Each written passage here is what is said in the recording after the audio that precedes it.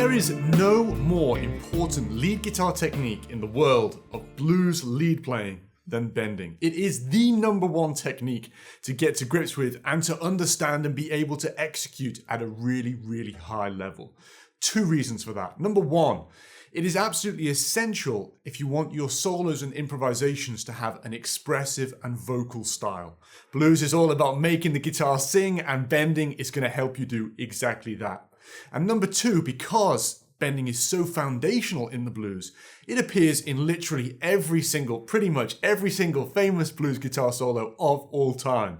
So if you want to play like your blues heroes and learn their songs and kind of, play them and jam and, play them with your family and friends, bending is going to appear all the time, and it's really important that you feel comfortable with it. Now, in my experience, bending is very difficult for players to get to grips with because it's a highly nuanced technique.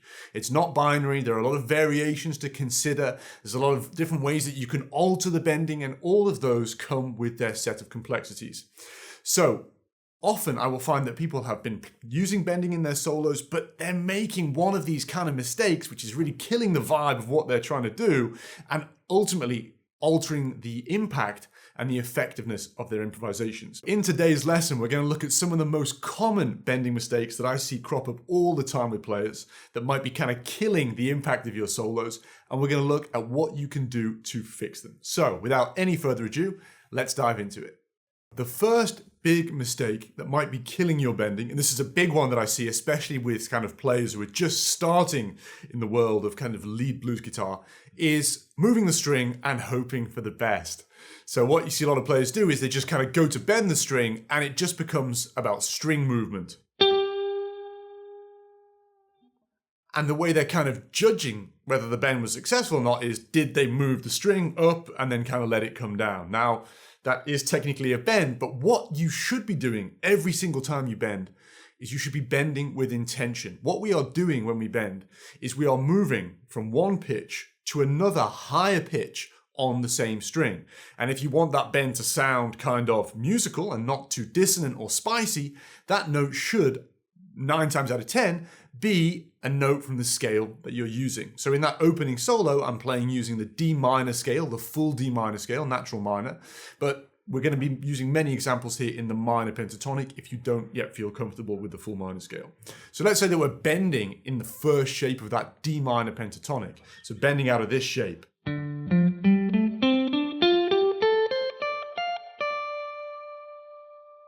A few of the kind of go-to notes that you're going to bend in that shape might be, say, the 12th fret on the G string and the 13th fret on the B and the E.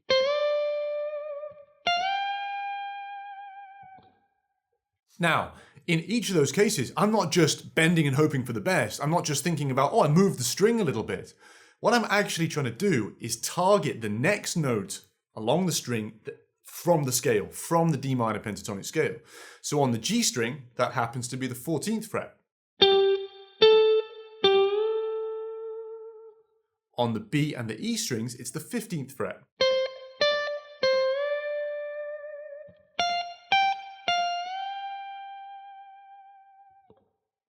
So the first kind of checkbox, if you like, that I'm assessing the effectiveness of my bend against is, did I hit my target pitch, which in these instances was 2 frets higher. In those cases, I did. And that's the first really, really important step that you have to take. It's not about hoping for the best. It's about saying, I want to bend up to that note. I want to bend up to that fret, and then making it happen. Now we'll talk about how to actually make it happen, ear training, all that good stuff in a moment. But being intentional with where you're trying to go is super, super important. Otherwise, you're going to get very, very hit and miss results. You're going to bend out of the scale, and you're most likely going to overcook or undercook certain bends because you're not really thinking about where they need to go. Now, what I just illustrated there were single tone bends, or bends that move to full step, which is represented by 2 frets on your guitar. So each of those moved from the 12th to the 14th or the 13th to the 15th. There are 4 more kind of types of bend in terms of tones to that, like how big you're shifting, how much you're shifting, that you're really likely to encounter in your playing. The first one of these, beyond the tone bend, is a semitone bend, which, as the name suggests, is half of what we've just done there. So rather than moving 2 frets in pitch, you're now moving 1 fret. We can't actually do this within the minor pentatonic framework because all of the notes are separated by a tone or more. But in the minor scale framework that I started the solo with, we can. So in that opening solo, I took this 10th fret on the B string and I bent it to the next note in the scale, which is the 11th fret. And that note moved by a semitone, like this.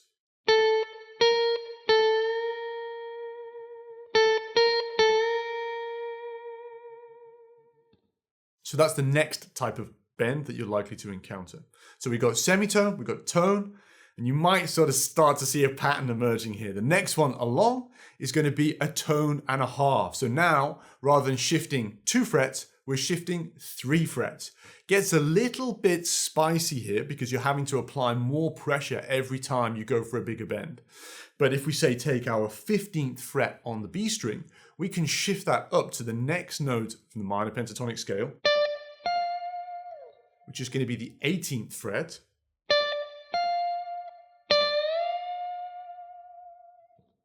And if we get a little bit of juice on there, then we can kind of push it all the way up to that note.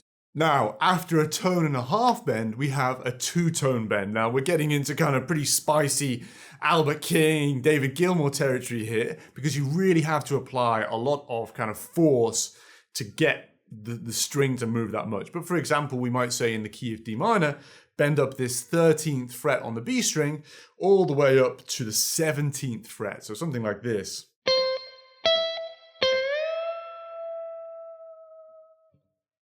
Oh, really a little bit of a tricky one on the fingers, and honestly not one that you're going to use a lot in your playing, but it's important to know. Now, the final type of bend is called a blues curl. Now, this one actually is where you just kind of move the string and hope for the best. This is the exception that proves the rule. And what we do here is we just kind of initiate a tiny little bit of movement to just bring some articulation onto the note. Now, there are certain notes in the minor pentatonic. It's the flat third where really this note is often, where this technique is often applied, which in the key of D minor, you're going to find that flat third on the 10th fret of the G string, amongst other places, and just apply a very little small movement like this.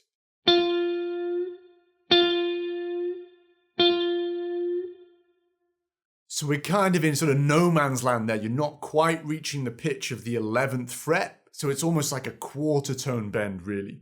So that in that little moment, you're not actually able to test it against another fret on the guitar, another tone on the guitar. So we are really thinking a little bit more about string movement. But those are the kind of 5 different pitches of bends that you're going to encounter. Now, obviously, bending is super nuanced. You can kind of break out of that. You can push the boundaries. As you've just seen, you can kind of access all of those little microtones that exist between the frets on the guitar. And that's a topic for a whole other day, another video, maybe a full course, because it really does go so deep. But the key thing to get into your head at this stage is when you are bending, you are pretty much always aiming for a certain pitch. So you're thinking about a fret, you're thinking about a note, and you're bending up to that. If you've been struggling with bending sounding a little odd, a little tense, not particularly musical, it's almost certainly because you're not really actually bending within the scale that you're trying to play within. So you're ending up with all of these kind of slightly dissonant tones. So step number 1, think about the next note up in the scale on any given string, and that is the note that you're bending for. It's going to make your life a lot easier, and it really is the foundational step for us to discuss the remaining mistakes. So give that a go, get that into your mind. Any questions, just drop them in the comments and head over to mistake number 2 when you're ready to do so. Mistake number 2 is just missing the target. So now we've established that there is a target in mind. We're bending intentionally to a target note, but that doesn't mean that it's necessarily easy to get there. And one of the big things I see all the time in kind of players who are getting started with this stuff is they're just not able to achieve the target pitch that they have in mind. So let's return to that kind of 12th fret on the G string. If you want to stick within the framework of the minor pentatonic scale, you have to bend a tone to reach the 14th fret. So it should sound like this. But what I often hear with players kind of improvising is something like this. Or maybe...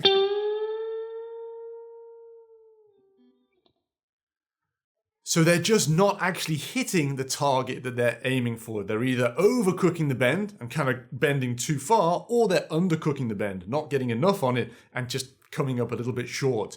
Now, both of those things can kind of sound cool in the right musical context, but if you're not doing it intentionally, it's going to sound like a singer singing out of tune. It's going to totally kill the vibe of what you're trying to achieve.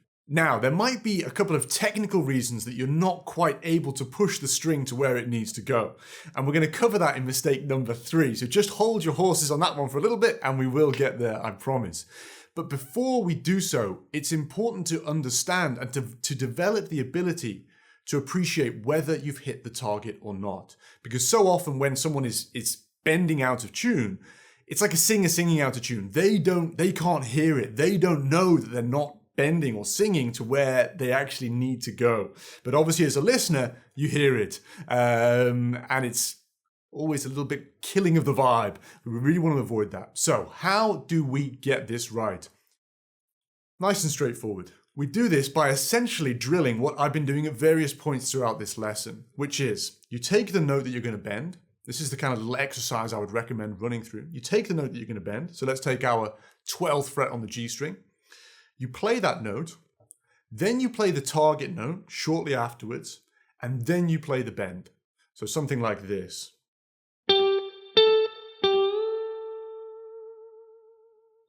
Or it could be.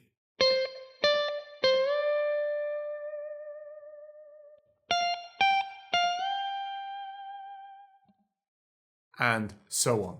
So what's going on there is you're playing the starting note that's being bent, then you're playing the target note, and then you're going quickly to the bend.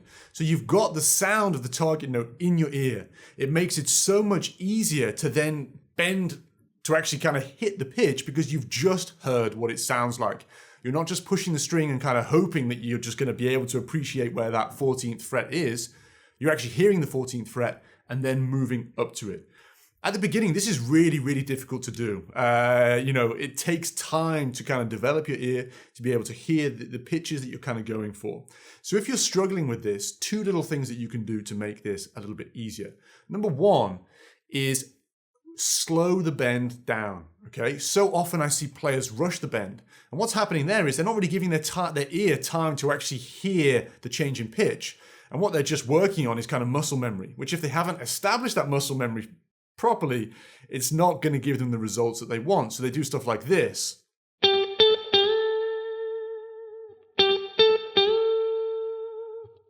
Where the movement is very, very quick and a little bit too much, they've overcooked it, a little bit too little, they've undercooked it. If you slow that down to be something more like this,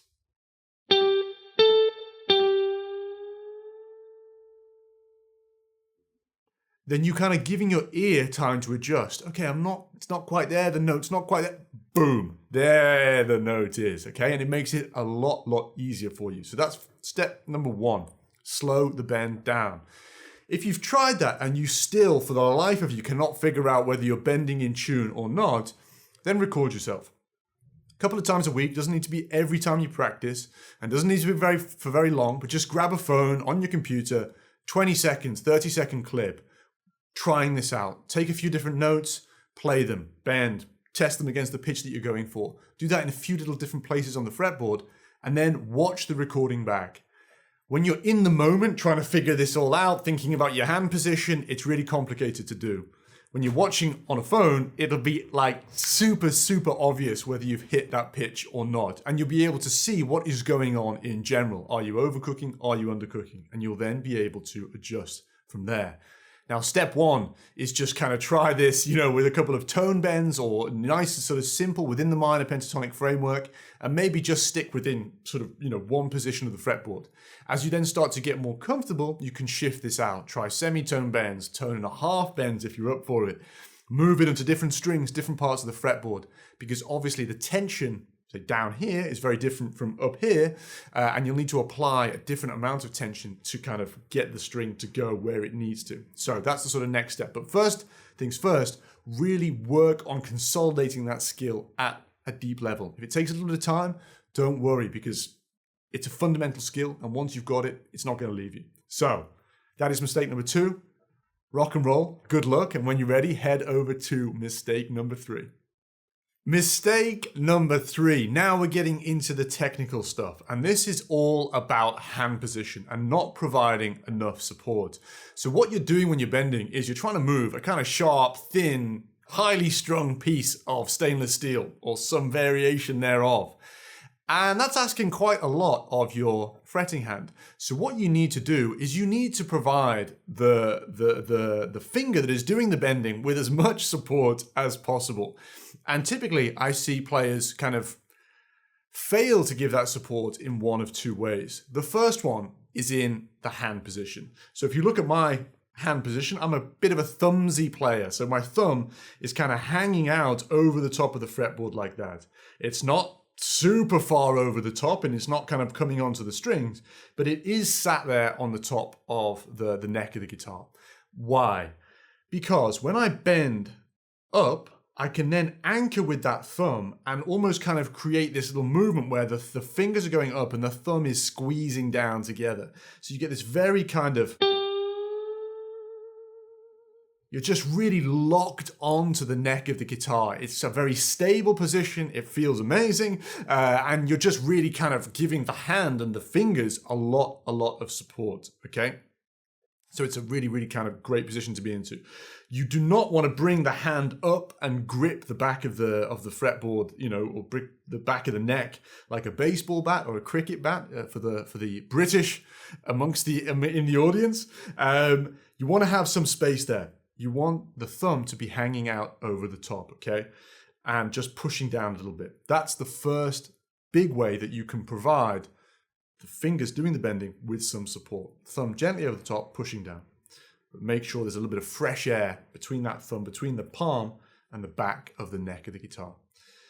The second big way that you can provide support, and this is absolutely vital, is... Let's say that you're bending with the 3rd finger or the 4th finger. In fact, let's say that you're bending with any finger that is not the 1st finger. Keep the other fingers that are not doing the bending on the string behind the finger that is bending. Okay, so behind the finger that is playing the note. If you do that, then you've got kind of all of this support on the string. You've got 3 fingers that can push up and just provide you with like a lot of oomph to get the string to where it needs to go, like this. Because each of those 3 fingers is playing a role there. Now, what I see so often with players is they kind of start like that, but then the other 2 fingers just get lifted off. So they do something like this.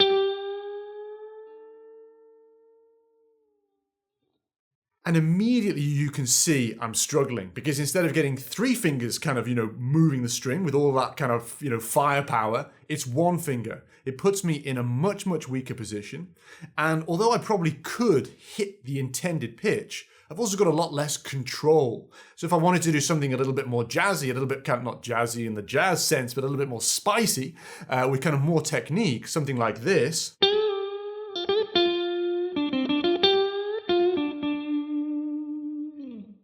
With a lot of bends stacked together, multiple pitch bends, all that good stuff, that is going to be almost impossible to do with 1 finger.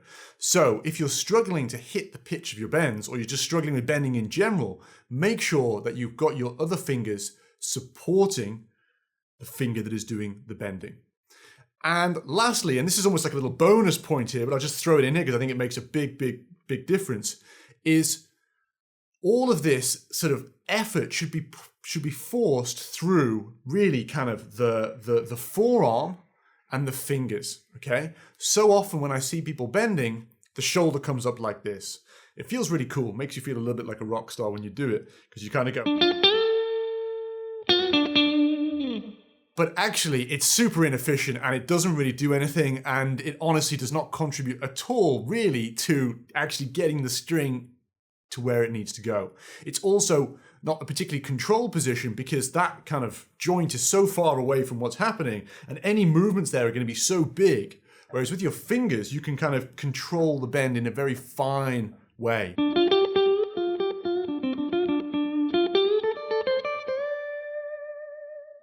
And it all just kind of gets controlled from the fingers and a little bit of the forearm. So that's just a little extra bonus point there. So if you're struggling with underbending, which is really what I see most commonly, try to make those adjustments. They are fundamental. They're going to help you a lot and really, just give you a lot more support when you are bending. Now, final little caveat before I get kind of lambasted in the comments is obviously there is a slight variation needed in hand position. So it's not going to be that your thumb is always over the top. If you're playing a chord, it might drop down. That position might, vary a little bit. But generally speaking, when it comes time to solo and you want to get those bends involved, bringing the thumb up a little bit is going to help a lot. That's mistake number 3, guys. Give that a go. Let me know how you get on in the comments. And let's head over to mistake number 4, where we will look at some more technical little things that you can do to make sure that your bends ring out clearly every single time. Now, picture this. You've bent the note that you intended to bend to the pitch that you intended to bend it to. It's sounding perfect. It's ringing out sweetly. And then you go to release it. Oh, all 6 strings ringing out. Unwanted string noise all over the shop. Totally killing the vibe of what you were trying to do. Now, I happen to know a thing or two about unwanted noise because as I sit here in this studio recording this lesson for you, there is a storm raging outside. And honestly, it sounds like a tree might come crashing through the roof at any moment. And if it does, I guess unwanted string noise when bending will be the least of my problems. But until that moment, let's have a look at this in a bit more detail. This is truly something which really is frustrating for players because you've got so many of the pieces of the puzzle in place, and then the final step is where it kind of all falls to pieces a little bit. Now, there's 2 big things that you can do to stop this from happening, okay? The first one is all about the picking hand muting. So in my case, my right hand muting. So if I play a bend,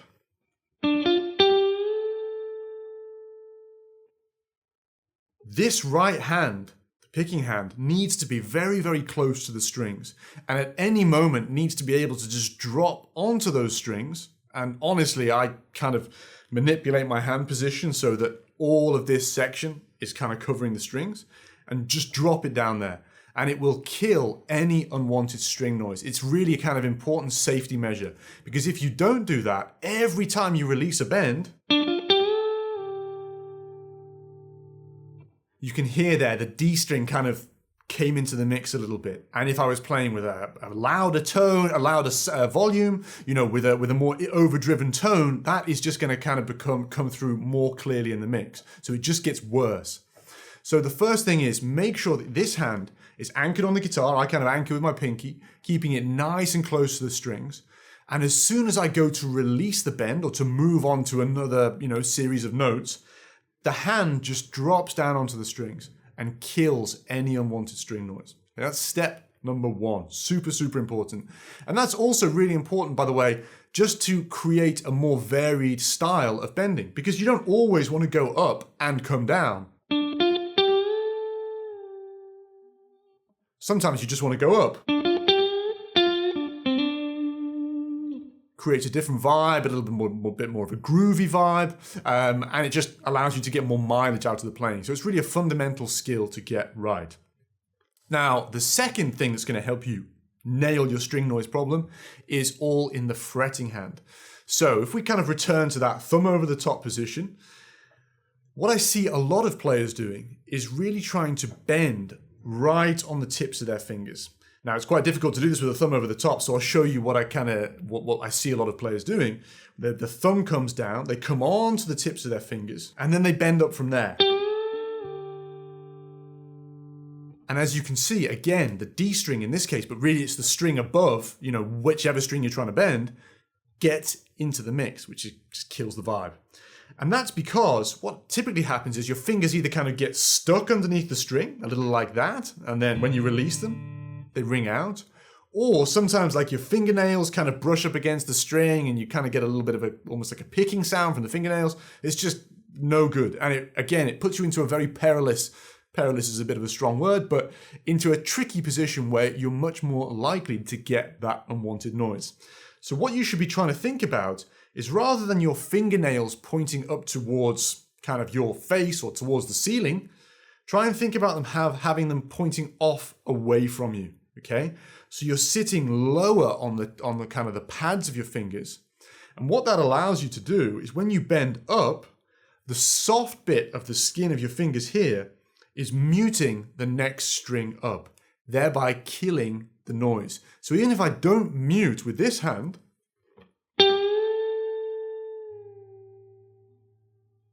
a little bit still coming through in the mix, but much, much, much better because the kind of the fingertips are muting that string. Now, neither of these two options is sort of fail-safe. So I did the muting with the left hand there, with the fretting hand, and a little bit of unwanted string noise came in.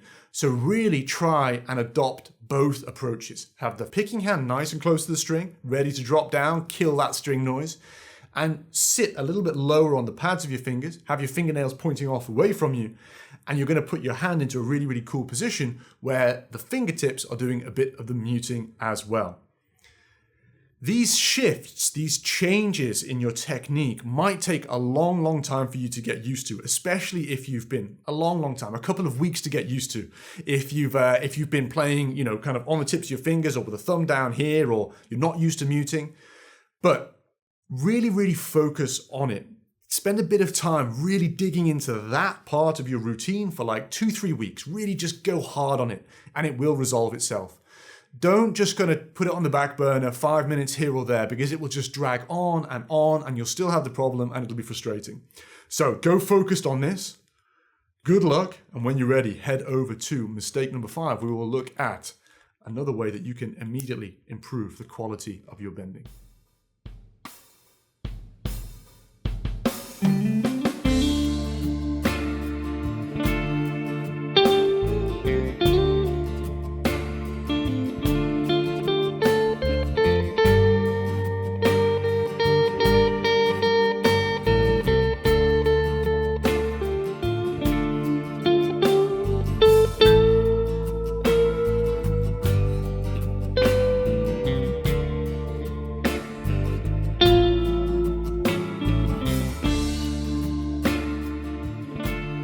Mistake number 5, and here I am afraid to be the bearer of bad news. Mistake number 5 is you can pick the right note, bend to the right pitch, and still have it sound a little bit not so good, as I illustrated in that little solo there.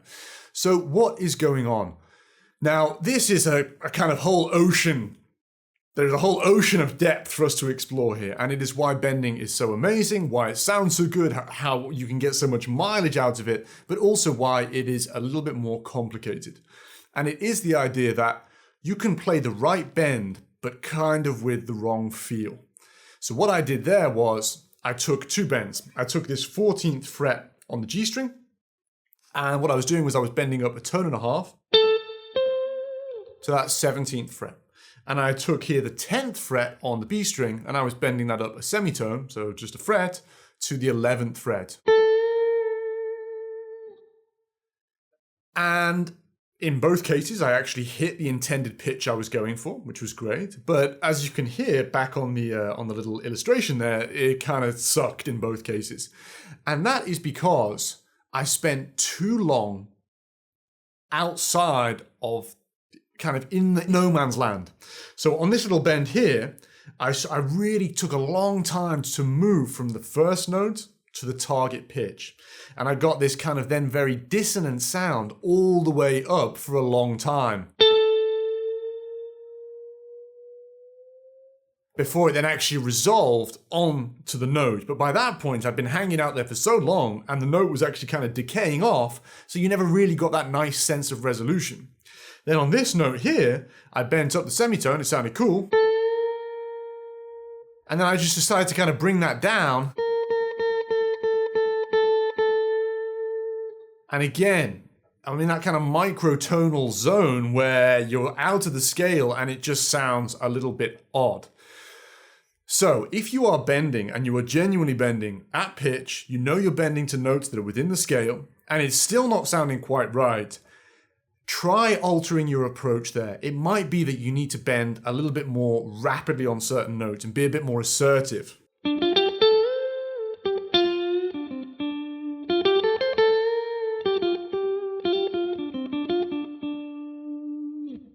So there, same two notes, same two pitches, and it sounded kind of much cleaner, nicer, and more bluesy because I was just being quite assertive, getting to the note much, much quicker.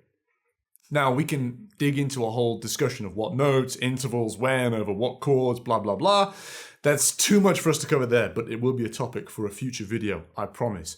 But for now, use your ears. Let your ears guide you. And if you are genuinely, looking at things and saying, hang on, that note's in the scale, and I'm bending to the right pitch, and it still doesn't sound right, then just try to adjust that approach. The two general rules that you can follow to get started here are as follows. Number one, bigger bends spend less time in the middle. If you're going for a tone and a half or two-tone bend, be a little bit more assertive. Get from the starting note to where you need to go and bring it down. It's going to sound awesome, give you that David Gilmour, Albert King feel, and you will not spend too much time in that awkward kind of middle phase of the bend. Second little rule is that blues curls, because you are only kind of moving the string a very small amount, you're only shifting like a quarter tone or maybe even less, you're really in microtonal territory for the whole of that technique. So if we take that little blues curl on the 10th fret on the G string in the key of D minor, you really do not want to hang around on that blues curl for very long. You don't want to be doing stuff like this. It's very, very tense, and it's not really tense in a cool way. It's tense in like a, I'm not sure that guy meant to play that note kind of a way. So what you want to do there, again, much more assertive. And that's where that little kind of right hand or picking hand muting idea comes in really, really handy. So bend the note, kill the note, get out of there. Beyond that, again, I can't reiterate this enough. Use your ears, let your ears guide you, figure out what works, shift it around all over the fretboard, and it's going to do a lot to build your musicality, to build your ear, and get you bending in a really, really cool way all over the place. And that is mistake number 5 and how to fix it. And that is it for today's lesson, guys. As I mentioned before, bending is a highly nuanced technique, and so 2 things to say. Number 1, be patient with yourself. This stuff is not going to kind of come overnight. It may take weeks, months, potentially even a little longer for you to really get to grips with these ideas and get feeling comfortable with them. And that is absolutely okay, which is the kind of second point, which is take your time on this. Do not rush it. These are fundamental techniques, ideas that you're going to crop. They're going to crop up in your playing and appear all over the place. Every time you come to improvise, every time you come to learn a blues guitar solo, there will be bending there. So the more that you can kind of feel confident with these foundational elements and make sure that these mistakes aren't crippling what you're trying to do, the better. So don't neglect it. Spend some time on it. I know it's not the most engaging. They're not the most engaging things that you could be doing. Not like learning a new solo or jamming over a backing track. But it will make those things sound so much better and run so much more smoothly in your playing. So good luck, guys. Let me know how you get on the comments. And if you want to dig into this in a little bit more depth, if you want to access the tabs for the intro solo, the backing track for the intro solo, diagrams and kind of a supporting lesson, then click the link below for the Blues Club, access this mini course, a whole range of other courses and one-to-one support. So I hope to see you there. And until then, see you in the next one.